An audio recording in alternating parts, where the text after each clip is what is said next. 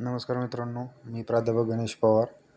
आज मी डिस्कस करणार आहे ओल्ड S4 स्पेशल इंग्लिशचा S4 ज्याचं नाव आहे discipline specific elective DSE-2C and DSE-2D old S4 WEF with effective form 2021-2022. Title of the paper is introduction to the literary criticism. Credit आहे त्याला 3+1=4. त्यामध्ये आपण त्याचा सिलेबस बघणार आहोत 5th सेमिस्टरचा. सेमिस्टर 5 DSE-2C हा TYBA स्पेशल इंग्लिशचा लिटररी क्रिटिसिझमचा म्हणजेच S4चा हा सिलेबस आहे आणि तो 5th सेमिस्टरचा सिलेबस आहे. त्याच्यामध्ये आहेत टोटल 3 युनिट. फर्स्ट युनिट आहे ओरिएंटेशन. त्याच्यामध्ये फर्स्ट आहे literary criticism, definitions and functions. Literary criticism म्हणजेच काय, त्याची डेफिनेशन, व्याख्या आणि फंक्शन म्हणजे कार्य. तर हे आपण शिकणार आहोत. Number 2 types of criticism, historical, biographical, sociological and psychological.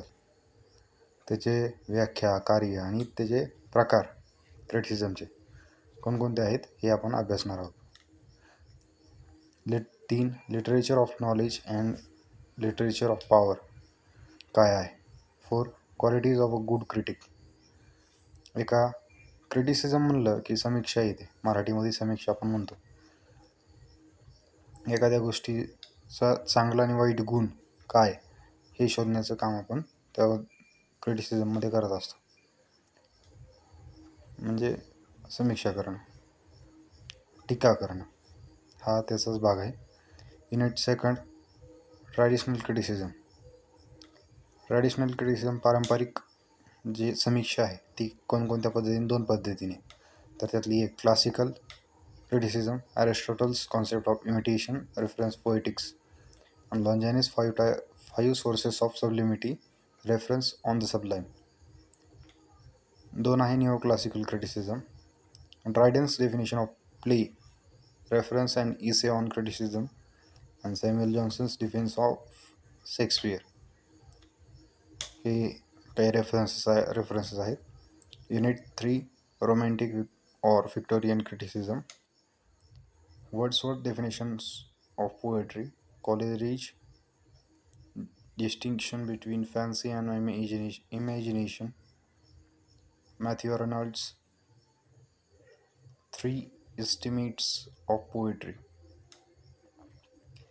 आता ह्याच्यामध्ये ओव्हरऑल सांगायचं झालं तर लिटररी क्रिटिसिझम म्हणजे काय, त्याची व्याख्या, कार्य, त्याचे प्रकार कोणकोणते, मग लिटरेचरचं ज्ञान म्हणजे काय, त्याची पॉवर काय आहे लिटरेचरची, त्यासोबतच एका गुड क्रिटिक बनण्यासाठी काय त्याच्यामध्ये क्वालिटीज, गुण असले पाहिजेत हे आपण यामध्ये शिकणार आहोत युनिट 1मध्ये.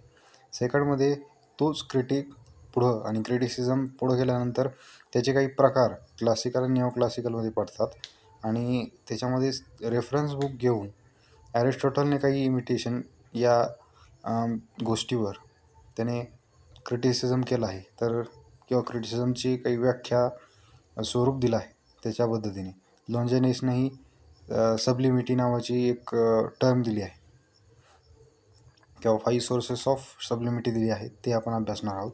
ड्रायडन्सची डेफिनेशन ऑफ प्ले म्हणजे नाटकाचे व्याख्या या ड्रायडन यांनी केली आहे, तर ती आपण आणि इसे ऑन क्रिटिसिझमच्या रेफरन्समध्ये अभ्यासणार आहोत. आणि तसंच Samuel Johnson defence of Shakespeare हे आपण अभ्यासणार आहोत. त्याचसोबतच डेफिनेशन ऑफ पोएट्री म्हणजे कवितेची व्याख्या ही वर्ड्सवर्थनी कशा प्रकारे केली ती एक अभ्यासणार आहोत.